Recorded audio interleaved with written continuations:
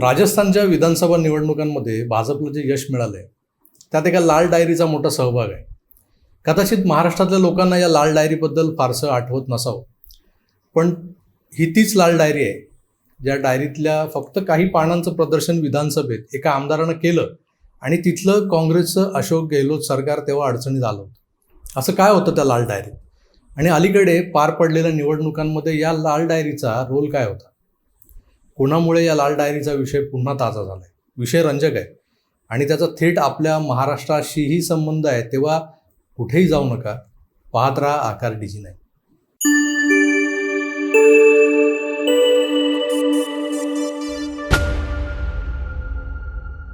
नमस्कार मित्र. 4 राज्यांच्या निकालानंतर ज्या पद्धतीनं सगळ्याच राजकीय विश्लेषकांच्या विवेचनांचा महापूर आलेला आहे, तसं असताना त्यातून मी थोडासा अलिप्त होतो. त्यातलं पहिलं कारण प्रकृती, बरं नव्हतं 2 दिवस. आणि दुसरं असं की या 4 राज्यांच्या निकालांवर ज्या दिवशी एक्झिट पोल आले होते त्याआधी एक प्रचंड परसेप्शन वेव्ह सर्वत्र पसरवली गेली होती की या निवडणुकांचे निकाल हे भारतीय जनता पक्षाच्या विरोधात जाणार आहेत. त्यात असं होतं की राजस्थान, छत्तीसगड आणि तेलंगणा ही राज्य तर भाजपकडे नव्हतीच. फक्त मध्य प्रदेश भाजपाने ऑपरेशन लोटस करून आपल्याकडे खेचून आणलेलं होतं. मग खरं तर ल्युटियन्स मीडिया हे मानायला तयारच नव्हती की मध्य प्रदेशही भाजप शासित आहे. त्यामुळे 2023च्या या निवडणुकांमध्ये भाजपला धक्का देऊन मध्य प्रदेश परत घेतलं जाणार. छत्तीसगड तर काँग्रेसचा जणू गड असल्यासारखं वातावरण बनलं होतं. त्यात राजस्थानातही जी दर 5 वर्षांनी सत्ता परिवर्तनाची परंपरा आहे असं म्हटलं जातं, ती परंपरा यंदा काँग्रेस म्हणजेच अशोक गेहलोत खंडित करणार असा सूर लावला जात होता.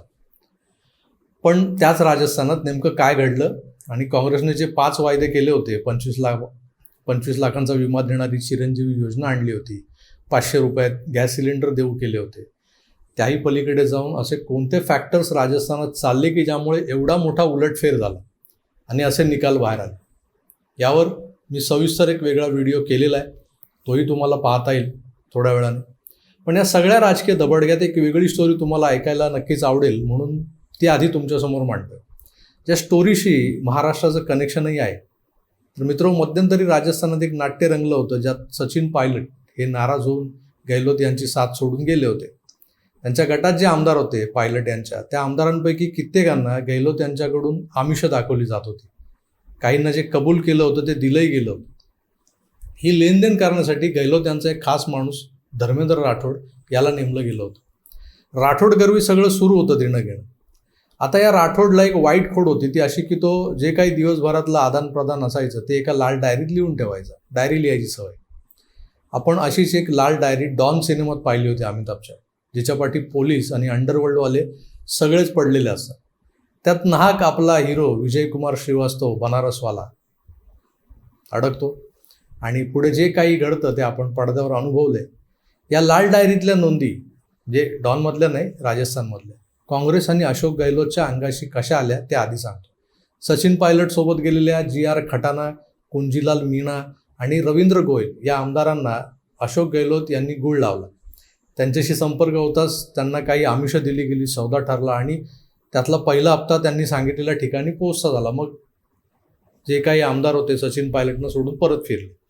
मग त्यांना दुसरा हप्ता दिला गेला. यातल्या खटाना यांना तर एका खाणीचं कंत्राट दिलं गेलं होतं. म्हणजे आता या धर्मेंद्र राठोडनं पुन्हा सगळं त्या लाल डायरीत हे सगळं लिहून ठेवलं. या लाल डायरीची कुणकुण केंद्राला लागली होतीच. त्यामुळे राठोडच्या घरावर इन्कम टॅक्स आणि ईडीची धाड पडली. ईडीचं पथक तिथे पोहोचण्याआधी राठोड आणि त्यांच्याच पक्षातला राजेंद्र सिंग गुढा नावाचा आमदार, जो राज्यमंत्री होता, त्या बंगल्यावर पोहोचला होता. या दोघांनी त्या बेडरूममध्ये प्रवेश केला. तिथल्या कपाटात अनेक लाल डायऱ्या होत्या. म्हणजे बघा, काँग्रेसनी किती कांड करून ठेवले होते, एवढ्या मोठ्या संख्येत त्या लाल डायऱ्या. या डायऱ्या तिथून हलवून नष्ट करण्याचा विचार होता, पण बाहेर SRPFचा एक जथ्था उभा होता. मग त्यांनी त्या डायऱ्या बेडरूमच्या मागच्या खिडकीच्या जाळ्या सुरीनं कापून त्यातून खाली फेकल्या, ज्या या गुडाच्या माणसांनी झेलल्या. खाली त्याची माणसं होती. त्यातली एक डायरी गुडानं आपल्याकडेच ठेवली होती. पुढे पायलट यांचं बंड फसलं. गेहलोत आणि त्यांच्यात समेट झाला. पण गुडांनी एके दिवशी मणिपूरच्या विषयावरून काँग्रेसच्याच सरकारला घरचा आहेर दिला. त्यानंतर पक्षासाठी विलन ठरलेले गुडा गेहलोत यांच्या टार्गेटवर आले. त्यांची मुस्कटदाबी केली जाऊ लागली. मग गुडांनी एके दिवशी ही लाल डायरी थेट सभागृहात आणून विधानसभा अध्यक्षांनाच दाखवली. त्यातल्या काही नोंदी वाचून दाखवल्या. खरं तर एक प्रकारे गेहलोत सरकारचा भ्रष्टाचाराचा जो काही पुरावा होता तो पुरावाच समोर आला होता. त्याचा धमाका एवढा व्हायला होता की ते सरकार 4 महिन्यांपूर्वीच कोसळायला हवं होतं. पण झालं काय, त्या राजेंद्र गुडांनाच गेहलोत यांनी पक्षातून काढून टाकलं. या निवडणुकीत खुद्द पंतप्रधान नरेंद्र मोदींनी देखील या लाल डायरीत काय लपले असा सवाल गेहलोत यांना जाहीर सभेत विचारला होता. भाजपच्या प्रचारात या लाल डायरीचा मुद्दा आघाडीवर होता. पण मूळचे BSP नंतर काँग्रेस असं फिरत फिरत येऊन राज्यमंत्री बनलेले राजेंद्र सिंग गुडा यांना मात्र काँग्रेसनं हाकललं होतं. तर भाजपनं जवळ घेतलं नाही. यामागचं कारण राजस्थानमधलं नाही तर केंद्रातल्या एका मोठ्या नेत्याचं राजकारण त्याला आड येत होतं. निवडणुकीत आपल्याला कुठल्याही मोठ्या पक्षातून उमेदवारी मिळत नाहीये हे पाहून गुडांनी मुंबई गाठली आणि एकनाथ शिंदेंच्या शिवसेनेत प्रवेश केला. त्यांनी शिंदेंना उदयपूर वाटी, शेखावटी, झुंझुनू या भागातला आपला दबदबा, दरारा कसा आहे आणि जनाधार कसा आहे हे सुद्धा पटवून दिलं. मग शिंदे साहेबांनी राजस्थानात एकमेव जागा लढवण्यासाठी या गुडांना AB फॉर्म दिले. निवडणुकीत महाराष्ट्रातल्या बाळासाहेब ठाकरेंच्या शिवसेनेचा एक राजस्थानी उमेदवार तिथल्या विधानसभेसाठी लढला. त्यावेळेस एकनाथ शिंदे राजस्थानात भाजपा उमेदवाराच्या प्रचाराला गेले होते हवा महल विधानसभा मतदारसंघात, ते बालमुकुंद आचार्य यांच्यासाठी. त्यांनी प्रचारसभा घेतली, रॅली काढली. याच रॅलीतल्या बॅनर्सवर शिंदेंना हिंदू हृदय सम्राट असं संबोधलं गेलं होतं, ज्यावरून महाराष्ट्रात वादंग झाला.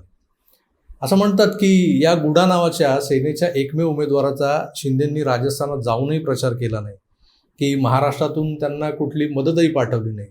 तर याचं कारण कळू शकलेलं नाही, कारण गुडा यांच्या हारण्या जिंकण्यात शिवसेनेला कुठलंही स्वारस्य नसावं बहुतेक असंच दिसत होतं. भलेही तो दबंग होता, पण राजस्थानचा माजी राज्यमंत्री होता. त्याच्या मतदारसंघात तो उलटफेर करू शकत होता. एकतर याचा अंदाज शिवसेनेला आला नसावा, किंवा हे सगळं माहीत असून सुद्धा भाजपच्या विजयाला अपशकून नको, मोदींना सहकार्य करायचं तर ते पूर्ण तन मन धनानं असा विचारही असू शकतो. पण मित्र, झालंय उलटच. उदयपूर वाटी, झुंझुनू या मतदारसंघात जी लढत झाली त्यात गुडा यांना जवळपास 67,000 मतं मिळाली आहेत. तिसऱ्या क्रमांकाची 67,000 मतं. दुसऱ्या क्रमांकावर भाजपचे शुभकरण चौधरी आहेत, त्यांना 68,000 मतं आहेत. तर या दोघांच्या मतविभाजनात सीट काढून गेलाय तो काँग्रेसचा उमेदवार, ज्याचं नाव आहे भगवान राम सैनी. या सैनींना 76,000 मतं मिळाली. म्हणजे झालंय काय, सेना आणि भाजपा या दोन नॅचरल अलायन्समधल्या हिंदुत्ववादी पक्षांनी आपसात लढून ही महत्त्वाची जागा गमावली. भलेही राजस्थानात भाजपचं सरकार आलंय, आता बहुमतानं स्थापित होत आहे, पण जर का एखाद्या जागेनं सत्तेचं गणित बिघडवणारी सिच्युएशन असती तर ही एक जागा पण 10 जागांसारखी कामाला आली असती. भाजपच्या केंद्रीय नेतृत्वाला राजस्थान विजयाची खात्री होती, पण त्यात आपल्या महाराष्ट्रातल्या एका सहकारी पक्षाला जर त्यांनी ही एक जागा सोडली असती तर त्यांचीच टॅली एकने वाढली असती.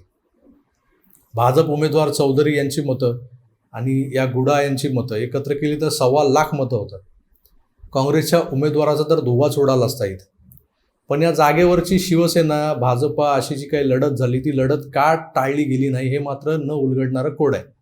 मित्रांनो, एकनाथ शिंदेंनी जर आग्रहाने जागा मोदी शहांकडे मागितली असती तर त्यांनी ती त्यांना सहज दिली असती असं मला वाटतं. महाराष्ट्रातल्या 40 आमदारांनंतर राजस्थानात एक आमदार असं खातं शिवसेनेला उघडता आलं असतं. मग अशा वेळी महाराष्ट्रात सत्तेचं युद्ध जिंकणारे शिंदे राजस्थानातल्या तहात का हरले असा प्रश्नही मराठी माणसाला पडल्याशिवाय राहणार नाही. मला वाटतं शिंदेंच्या प्रवक्त्यांनी या मुद्द्यावर जरा प्रकाश टाकायला हवा, कारण शिवसेनेच्या उमेदवाराला मिळालेली मतं ही 67,000 मतं हा आकडा कमी नाही आहे. मान्य की ही मतं एकनाथ शिंदेंना, बाळासाहेबांच्या शिवसेनेला किंवा धनुष्यबाण या चिन्हावर पडलेली नाहीत. त्या उमेदवाराचा राजेंद्र सिंग गुडा यांचा करिश्मा आहे तिकडे. पण एका अमराठी, म्हणजे जिथे मराठी भाषा नाही अशा राज्यात मराठी माणसाच्या शिवसेनेचा राजकीय चंचू प्रवेश झालेला पाहायला महाराष्ट्राला आवडलं असतं. त्यात हा उमेदवार त्या फेमस लाल डायरीशी संबंधित होता. त्या डायरीचाही योग्य तो वापर राजस्थानात केला गेलेला नाही एवढा. नुसती हूल दिली गेली की हमारे पास वो लाल डायरी आहे. असो, अंत भला तो सब भला असं म्हणतात. राजस्थानात मागच्या 5 वर्षात जे काही घडलंय त्याचा बदला घेण्यासाठी राजस्थानी जनतेनं हा मॅन्डेट दिलाय. त्याचा एक हिंदुत्ववादी म्हणून आपल्याला सर्वांना आनंदच आहे. लाल डायरीचा हा किस्सा इथे संपवतो, पण एकच सांगतो, या लाल डायरीने राजस्थान भगवं केलं हे निश्चित. पुन्हा भेटूच, तोवर आपली काळजी घ्या आणि पाहत राहा आकार DG9. धन्यवाद. नमस्कार.